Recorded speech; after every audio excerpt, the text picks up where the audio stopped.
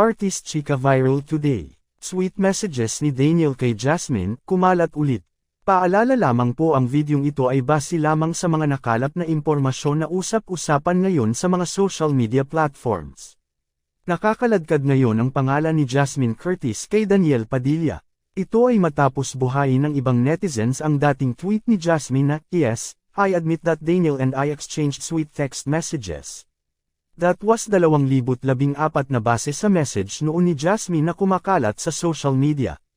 Around that time, on na nga raw sina Daniel at Catherine Bernardo. So sino raw kaya yung iba pa? May mga pinapangalanan na sina Liza Soberano, Julia Barreto, Jillian Vicencia and Andrea Brillantes. Nagkaroon ng ganitong epekto ang post ng sister ni Catherine na si Kayna, "We know what you did last summer." May caption ito na, 2017, 2018, 2019, 2021, 2023, and the very first one that I know, 2014.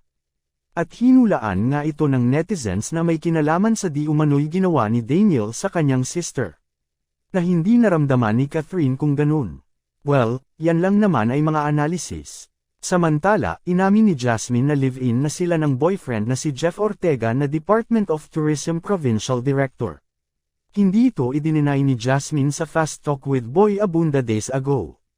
Ayon kay Jasmine, around 22 or 23 years old siya nang magsama sila ng karelasyon na galing sa pamilya ng mga politiko sa iisang bubong. "Mag-isa na po talaga ako in my own place, in my own apartment. With his work always taking him to different places, kapag may panahon siyang umuwi or bisitahin po ako, sa akin na rin siya natutulog noong panahon na yon," sabi ni Jasmine. Hanggang nagkaroon na usapang magli-live-in na sila. Pinagbibidahan ngayon ni Jasmine ang drama series na Asawa ng Asawa Ko. Kapareha niya rito si Raver Cruz. Ano masasabi niyo dito? Komento lang po, at para updated sa susunod na balita huwag kalimotang mag-like, share, subscribe and click the notification bell para laging updated sa aking channel.